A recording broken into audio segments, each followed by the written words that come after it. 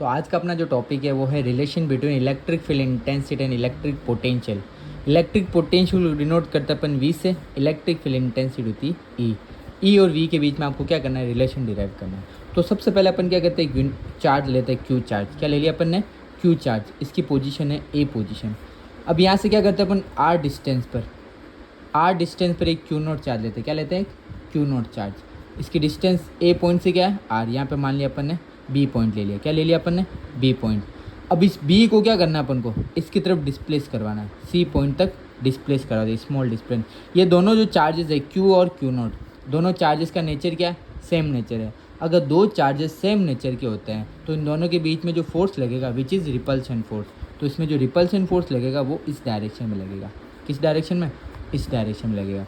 अपन को क्या करना है, इस चार्ज को बी से सी तक स्मॉल डिस्प्लेसमेंट करवाना है। तो स्मॉल डिस्प्लेसमेंट करवाएंगे तो डिस्प्लेसमेंट क्या होगा, स्मॉल डी आर डिस्प्लेसमेंट होगा।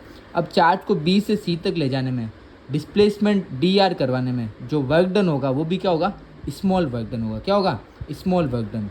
तो small work done D W is equal to क्या होता है, F D R, force into displacement. अब फोर्स और डिस्प्लेसमेंट के बीच का जो प्रोडक्ट होता है वो होता है डॉट प्रोडक्ट। क्या होता है, डॉट प्रोडक्ट। आपको पता है डी डब्ल्यू इजिकल टू क्या होता है, dot product F D R cos of theta. Dot product होता है कॉस थीटा और थीटा की वैल्यू, मैन अब क्या आगे, थीटा की वैल्यू। अपना जो फोर्स लग रहा है वो इस डायरेक्शन में लग रहा है, डिस्प्लेसमेंट किस डायरेक्शन में हो रहा है, इस डायरेक्शन में। तो दोनों एक दूसरे की क्या है, ऑपोजिट है। ऑपोजिट होने की वजह से थीटा क्या हो जाएगा, 180 डिग्री हो जाएगा। क्या हो जाएगा, 180 डिग्री। ये वैल्यू यहाँ पे पुट कर दो। तो D W is equal to F D R cos of 180 degree. Cos 180 की जो वैल्यू होती है, कॉस 180 की वैल्यू होती है माइनस का एक, ये माइनस की एक वैल्यू यहाँ पुट कर दो।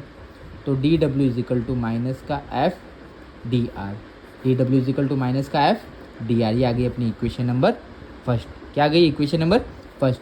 अब आपको पता है electric field intensity E equal to क्या होता है, एफ अपॉन क्यू नॉट। पर यूनिट चार्ज को किसी भी एक पॉइंट से दूसरे पॉइंट तक लाने में वर्क डन, वो तो होता है पोटेंशियल। बट अपन यहाँ किसकी बात करें, electric field intensity. Electric field intensity क्या होता है, पर यूनिट चार्ज पर अप्लाइड फोर्स।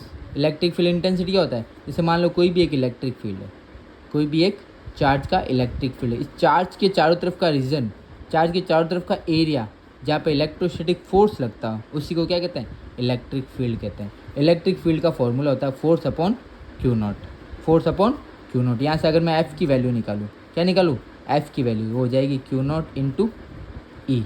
ये वैल्यू यहाँ पे पुट कर दो। तो डी डब्ल्यू इजिकल टू क्या आएगा, माइनस का एफ़ की जगह वैल्यू रख दो Q not E D are. Q not इधर मल्टीप्लाई में इधर आएगा तो डिवाइड में D W upon Q not minus का ई डी आर। आपको अभी मैंने बताया था इलेक्ट्रिक पोटेंशियल क्या होता है, V equal to W upon Q naught. किसी भी चार्ज को इन्फिनिटी से एक पॉइंट तक लाने में जो वर्क डन होता है उसी को होता है इलेक्ट्रिक पोटेंशियल, जिसका फॉर्मूला होता है V equal to W upon Q naught. अगर वर्क डन स्मॉल हो रहा है, अगर वर्क डन स्मॉल हो रहा है तो पोटेंशियल भी क्या आएगा, स्मॉल। तो D W upon Q not की जगह आ जाएगा D V. V equal to W upon Q naught, तो डी वी की जगह डी अगर वर्क डन डब्ल्यू हो रहा है, डी डब्ल्यू हो रहा है तो पोटेंशियल भी क्या आएगा, डी वी आएगा। तो D W upon Q not की जगह आ गया D V, which is minus का E D R. D R इधर मल्टीप्लाई में, इधर लेके आ जाओ डिवाइड में, तो माइनस का ई। दोनों साइड मैग्नीट्यूड ले लो, मॉडुलस ले लो, वैल्यू क्या हो जाएगी, positive. D V upon D R is equal to E. अब देखो अगर डिस्प्लेसमेंट स्मॉल हो रहा है तो पोटेंशियल भी क्या आ रहा है, स्मॉल आ रहा है। अगर डिस्प्लेसमेंट कंप्लीट आर डिस्टेंस में हो रहा है, डिस्प्लेसमेंट अगर कंप्लीट आर डिस्टेंस में हो रहा है तो वर्क डन भी पोटेंशियल भी क्या आ जाएगा, वी में आ जाएगा। इसको आगे फर्दर अपन ऐसे लिख सकते हैं, डी वी को लिख सकते हैं वी, डी आर को लिख सकते हैं R, which is equal to ई।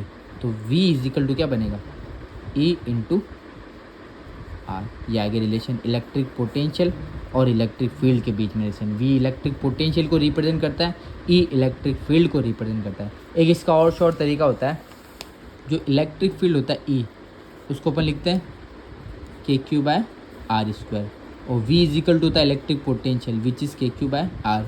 ये जो इलेक्ट्रिक फील्ड इंटेंसिटी होती है पॉइंट चार्ज की वजह से, इलेक्ट्रिक पोटेंशियल होता है वो भी पॉइंट चार्ज की वजह से। ये इक्वेशन फर्स्ट, ये इक्वेशन सेकंड। अब जब इक्वेशन फर्स्ट को अगर मैं वापस लेता हूँ, E is equal to K Q by R square, इसको मैं क्या लिख सकता हूँ, K Q by R into one upon R. R square को मैंने दो पार्ट में डिवाइड कर दिया, आर इंटू आर। ये क्या बन जाएगा इक्वेशन सेकंड से, इलेक्ट्रिक पोटेंशियल। तो E इज इक्वल टू ये बन गया V या अपॉन R।